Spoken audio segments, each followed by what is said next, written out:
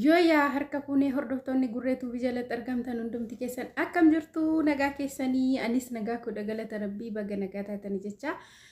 Egaa har'as viidiyoo gabaabduu tokko qabadhee hin dhufe jechuudha. Ani kanan jiru Sumayyaa ati amma rakkoon kee iddoo kamiya?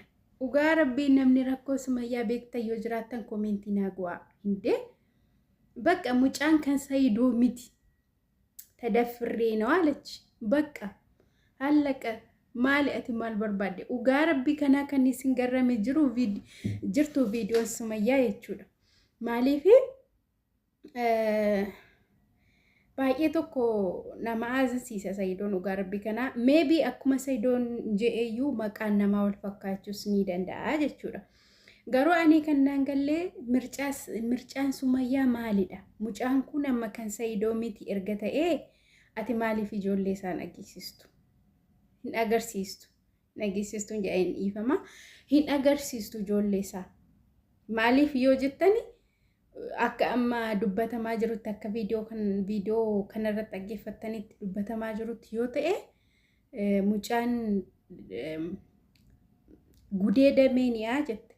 So gudeedamtee deessee taanaan mucaan kan Saayidoo miti jechuudha. Macheem Saayidooni dubartii daffara jee namni amanu hin jiru. Maaliif haadha manaa qaba kaa. Haadha manaa qaba dammoo dhugaa rabbii nama iddoo kanatti eegamu miti jechuudha Saayidoon. So kanaaf amma wal dhabdeen isaan gidduu jiru akka ani beekutti Sumayyaanii Saayidoodhaan hubachaa hin jirtu. Utuu isa dhaggeeffattee xiqqoo isheetu viidiyoo inni hojjetu sirriitti dhaggeeffattee sirriitti ilaalte maybe dhugaan gidduu isaanii jiru hin baajee yaada dhugaa rabbii kana. Kanaaf Sumayyaa keenya rabbi nageenya isaa isiniif haa buusu garuu utuu viidiyoo hubattee gaariidha. Hojjechuu qofaa otoo hin taane viidiyoo hojjechuu qofaa otoo hin taane jechootuma dubbatan iyyuu ageessee seeraan hojiirra oolchite akka kootti das na ja'a jechuudha. Innaa hordoftoota kiyya.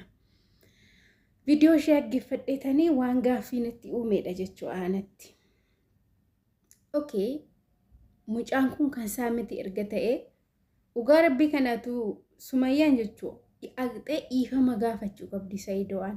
Miillatti kuftee sababni isaa waan hin goonetti maqaan isaa badee waan inni hin dalagnetti dalagdeetta jedhamee miidiyaarra afuurfamaa ture. So rabbi dhugaa namaa haa baasu. Fooziinis immoo gaafa sana balbalatti cufuu qabda turte. Har'a ashqaabbatiin dhugaa rabbi ashqaabbaxuu isaa baqqaa. Yoo barbaadan Saayidoo Sumayyaa walitti araarsaa warra gidduu deemtanii takka Sumayyaa bira takka Saayidoo biraa